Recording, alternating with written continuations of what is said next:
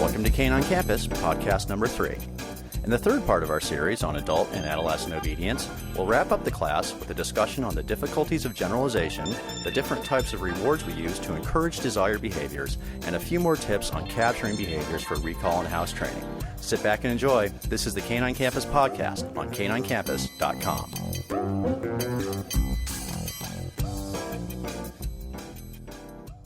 They are not being difficult. They thought the living room was part of sit. So you kind of have to help them again in the kitchen.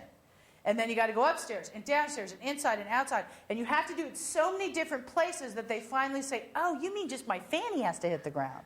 That's all you mean by sit. So they do not generalize well. You're going to come in here and you're going to say, but Devin, they do this at home. Well, sure they do. But they're not doing it here because they don't generalize well. And I say it about Silly all the time. Oh, God, he has the best trick at home. He won't do it here yet because I haven't practiced enough here. The same thing is true of your body. A lot of times when you ask a dog to sit, they'll swing around in front of you, look up at you, and sit because you've always taught them sit staring right at them. So if you sit down and you ask for a sit, they're like, what?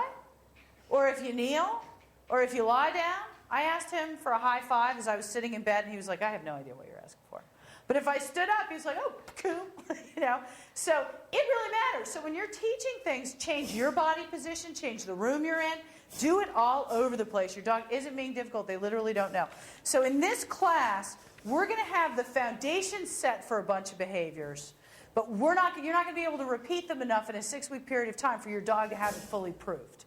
So this life cycle of a behavior from new to known is kind of something for you to refer back to when you're like, now what's the next step? So you're going to teach the new behavior. We're going to do this next week. We're going to talk about it. Then you're going to generalize it, meaning you're going to do it all over the place. I add the verbal cue. It's one of the last things I do. I don't add verbal cues up front. Dogs are not verbal.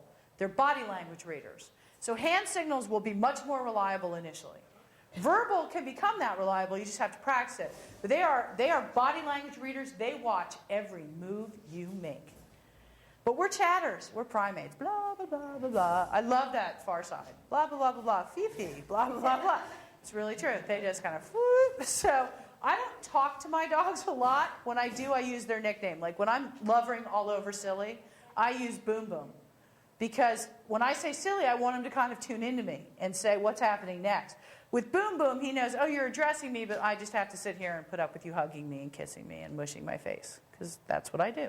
So I add the verbal cue just about last and then put the treats away. Although, to be honest with you, I put the treats away really early. I use life rewards. So they're getting rewarded all the time, but it's not necessarily with a food treat. So you could see that he doesn't get to go out the door unless he sits first. His reward is his fanny hitting the ground. The reward for that is the door opens and you get to go outside. So someone is being very persistent. He's very cute. Okay, so you can see your week 1 homework. You're going to read Empathy 101. That follows your homework. So if you keep flipping past week 1, Empathy 101 is one sheet. It's an excerpt from Gene Donaldson's Culture Clash, which is a phenomenal book. But I'm not suggesting everyone go out and read it because it's pretty hardcore. And when I was done reading it, I didn't feel I was fit to own any dogs. And I don't feel that any of us need to feel that way. But it's a fascinating book, and it's a really interesting book. You're going to charge the clicker if you want to use the clicker. You're going to charge the word yes, whether you use the clicker or not. Because even if you want to use the clicker, there are going to be times it's not on you, but yes will be on you. So I think it's good to have yes established, too. So you use yes the same way you would use a clicker. Exactly. Yes and click are completely interchangeable. And you're going to work on name recognition, and when name recognition starts turning into recalls, you're going to add the recall word to it. And your food bowl exercise this week, so if nothing else, before food bowl hits the ground, your dog needs to do something. My suggestion is come when called. But you can do whatever you want. You can do whatever you want. Okay. In the back of your book, the last couple of pages are recommended resources. And these are my favorite. Food toys, pet sitters, reading materials. All that's in the back. Some websites, too. So you have that information. You're listening to the Canine Campus podcast on caninecampus.com. So, well, not the wrong reason. He's coming back in the house. That's rewardable. Yes, so. But see, that's why when, like, dogs, you call a dog, they don't come to you, they go off on an adventure. When they show up, if you scream at them, you're screaming at them for showing up. Yeah. So even if my dogs blow me off, if I'm walking in the woods and I find them and they run to me, they get tons of treats. Because it's the last 3 seconds. In the last 3 seconds, they were coming to me. So I have a puppy in puppy class. I don't know if you've met her, the yellow lab. But she's a jumper because she's a lab. And she's 9 weeks old. So she's an idiot lab. You know, she's a little boop. And the owner constantly screams no when she jumps up, which of course means nothing to a puppy. They're like, oh, thank you for the attention. You know, she just keeps coming more. So the woman said to me, she never comes to me when I call her. And I said, why should she? You scream at her every time she gets within 3 feet of you. I wouldn't come either. So, and that's what people say, well, you're rewarding your dog for running away. No, I'm not. I'm rewarding my dog for the last 3 seconds. In the last 3 seconds, they actually noticed I existed and came over to me. And yes, I had to hike 3 miles in the woods to make that happen, but it happened. And I needed a long line, right? There's the moral of the story was right back from the beginning, I needed a long line. So think about it. It's why when dogs have house training accidents, you come home at the end of the day, there's poop in the corner, you don't know when it happened, you drag the dog over to it, you stick their nose in it. They think you're crazy. They think you're absolutely crazy. They have no idea that what they've done is wrong. What they've learned is going to the bathroom publicly is scary. So they start hiding it. They go behind the couch. So you think your dog's house trained till you go to vacuum. And then you move the couch and you're like, man. So they've learned, that's why I tell people, if your dog pees right in front of you in the house, do not yell at them. That's great. They're willing to go in front of you. They'll go in front of you in the house, they'll go in front of you outside, and you've got to have them do it in front of you outside if you're going to reward them for it.